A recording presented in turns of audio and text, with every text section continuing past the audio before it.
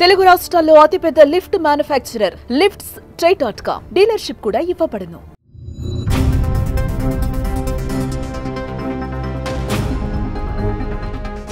AP ఎన్నికలలో 100% strike రేటుతో దూసుకువెళ్లిన జనసేన తెలంగాణ పైన ఫోకస్ పెట్టిందా? తెలంగాణలోనూ పాగా వేయాలని జనసేనాని నిర్ణయించారా? ఆంధ్ర మాదిరిగా తెలంగాణలోనూ పొత్తులతో ముందుకు వెళ్తారా? లేదంటే ఒంటరిగా బరిలోకి దిగుతారా? జనసేన పార్టీకి ఎన్నికల సంఘం గాజు గ్లాసు గుర్తును కేటాయించడంతో తెలంగాణ జన సైనికులు ఖుషి అవుతున్నారు.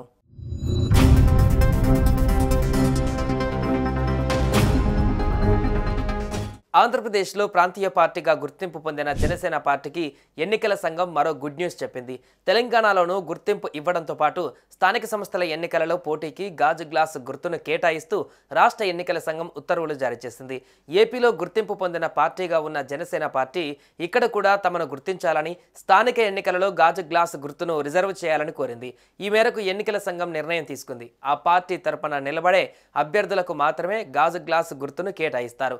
పంచాయతీలు మినహా మిగతా ఎన్నికలు పార్టీల గుర్తుల ద్వారా జరుగుతాయి. ప్రాదేశిక ఎన్నికలు, మున్సిపల్ ఎన్నికలలో గుర్తులు కీలకం.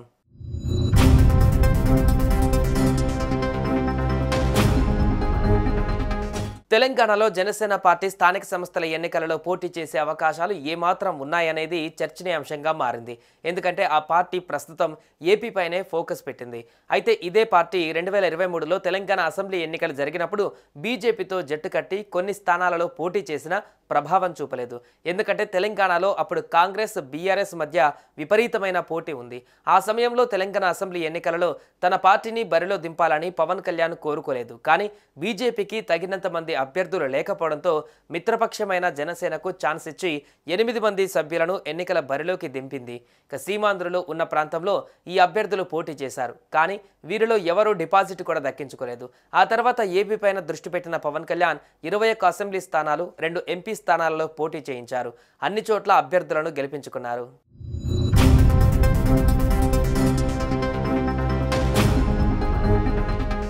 తెలంగాణలో మరో 4 ఏళ్లు తర్వాత ఎన్నికలు జరుగుతాయి. ప్రస్తుతం తెలంగాణలో స్థానిక సంస్థల ఎన్నికలు జరగనున్నాయి. ఒకవేళ ఈ ఎన్నికలలో జనసేన పార్టీ నుంచి పోటీ చేసే అభ్యర్థులకు రాష్ట్ర ఎన్నికల సంఘం గాజు గ్లాస్ గుర్తు కేటాయించబడుతుంది. ఇక జనసేనకు తెలంగాణలో కూడా భారీగా మద్దతుదారులు ఉన్నారు. స్థానిక ఎన్నికలలో జనసేన పార్టీ క్యాడర్కు అవకాశాలు కల్పించాలని జనసేనాని పవన్ కళ్యాణ్ కూడా అనుకుంటున్నారని తెలుస్తోంది. పార్టీ ఆవిర్భావం నుంచి తెలంగాణలో జనసేన పార్టీ కార్యకర్తలకు పెద్దగా అవకాశాలు కల్పించలేదు. ఎన్నికలు జరిగినప్పుడల్లా ఏదో ఓ కారణంతో పోటీకి దూరంగా ఉంటున్నారు, లేదంటే ఇతర పార్టీలకు మద్దతిస్తూ వస్తున్నారు. ఈసారి మాత్రం ఎన్ని ఒత్తిళ్లు వచ్చినా పోటీ చేసే అవకాశాలు ఉన్నాయని తెలుస్తోంది. అటు గుర్తు కూడా రిజర్వ్ కావడంతో తెలంగాణ జనసేన వర్గాలు మరింత ఉత్సాహంగా ఉన్నాయి. మరి స్థానిక సంస్థల ఎన్నికలలో పోటీపై జనసేన ఎలా ముందుకు వెళ్తుందనేది తెలియాల్సి ఉంది.